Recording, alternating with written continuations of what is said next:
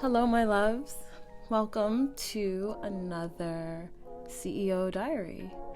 I don't know how long this is going to be, but I was just thinking about how in my journey, I've had to let people underestimate me, and just be okay with it. For everything that I have thought I could do and then did, and then, subsequently accomplished, there were always naysayers. I was oftentimes the only one in a lot of spaces where people were used to underestimating people that were similar to me based off of, prejudice or just honestly ignorance. And I don't think, I'm not going to generalize and say that, every single person of a race acts this way or this and that, but I will say that specifically in academic spaces, specifically in spaces where, it's a little bit like the socioeconomic reality is a little bit more privileged, you will notice that it's not as diverse. You will notice that oftentimes, at least in a Amerocentric context, that a lot of power and wealth is concentrated in certain communities. And that's a result of a lot of historical things. It's an implication of historical just power dynamics that were unfair. And so you throw me into the mix as a young woman, I have no knowledge of this, right? When you're a child, you're just like, hey, I'm good at XYZ. I'm going to lean into XYZ and do my best. And I was raised by parents who always told me, you are blessed, you are smart, you can do anything, you are an Ishikiri woman, you're an Ijab woman, you're a princess.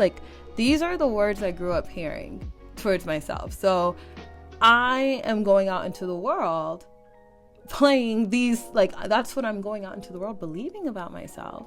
So it always was so weird when I'd meet people who maybe had these assumptions about me. I remember when I got into Brown University on a full ride, someone said I got in because I'm a minority. And I was like, wait, what? I was so confused because here I am, I was literally I literally took the SAT when I was 12 and I got a 16 something, a 1660. And then I went to this camp called Duke Tip, which I totally forgot about. Summer camp at Duke was a huge part of my life because it was the only place that I felt accepted because I was with other nerdy ass kids. In those spaces, I always felt accepted. But when I think back to, growing up, there are always people who said, oh, you can't do this or you can't do that. And I guess I just want to make this, it's kind of all over the place. And like I said, CEO Diaries, I'm really just, I guess in these voice notes, reflecting, but also I realized that my reflections could probably help somebody else. It's really almost a stream of consciousness. And I don't know, it's kind of therapeutic, so I'm gonna keep doing it. And just using this to kind of track my journey and what I realized. But this is something I realized today, so I just wanted to say that's kind of where the inspiration for this reflection even came from. But I just want to say, let people underestimate you. I wanted to give that context because I have gone through a lot of instances in my life where I knew I was capable of something, and there were people around me who had no idea what I have inside of me, who are trying to project their own ideas of what success means onto me. And I had to reject that. And I want to further contextualize this for my African girls, especially if you're from a Nigerian background like me. I will say this, I've met a lot of African women who are actually very gifted, and they could be very entrepreneurial, and probably some of them that I have met have had those type of dreams, but because they know the pushback from family, from society when they're paying their dues. Listen, you're gonna go in any journey towards something that is rare and something that is, hard for people to attain. You're gonna have to pay your dues. It's gonna be a little rough. Which brings me to my point now, where I am in life. as a CEO, as a business owner, there's gonna be a day, and I see it very clearly for me. I am a person who sees things like in my mind very vividly. Like I have a very vivid imagination, and that's probably why it's probably why I'm an artist, probably why I'm an author, because when I see things in my mind and I feel it in my spirit, and it just feels like I have to put it out there, I just do it. And when I see how other people receive it, I realize, wait, this is needed in the world. I don't know exactly how to explain why it's needed, but I'm going to try my best. And that's what I'm figuring out now, how to walk in purpose as an entrepreneur. And there are people out there who are underestimating me as we speak. And, sometimes being bold enough to say it to my face. But that's mostly like the uncles and the aunties. They always gonna be bold. The one thing about an African auntie or an uncle, they will give an unsolicited opinion. They sure will. I literally just told one of my uncles, he was like, oh, when are we gonna chop your money? What's up? Because they don't really understand that, their generation kind of effed up the economy for us. They don't get it. They don't see those incremental steps forward that you're taking.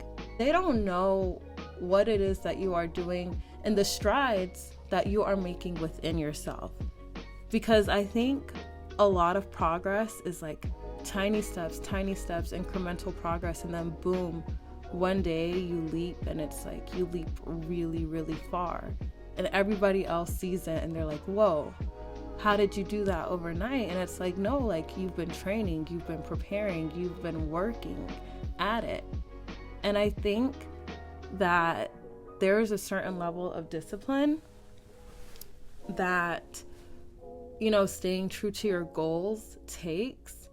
And as an artist, it just shows up in different ways. I think people are used to seeing discipline as expressed in a very masculine way, in a very masculine essence, when a very integral principle of divine feminine energy, power, and leadership in a spiritual regard is creation, the act of creating. And when you create something, you're sculpting it, you're molding it, you're taking your time, you're not necessarily rushing, you're not necessarily holding it to the standard of perfection that is beyond what you know is true to what your vision is of what it is that you are creating. It's very intentional, yes, but perfection, when you're creating something, the beauty that comes out of that is going to be unique to you. And the beauty that comes out of another woman's creation is going to be unique to her. There's a level of confidence that comes in order for you to stay steady and stay dedicated even when everybody else around you doesn't see the end goal. So yeah, I've just been thinking about that because I'm at a space in my business where I'm preparing to expand in a way that will be very beneficial to me.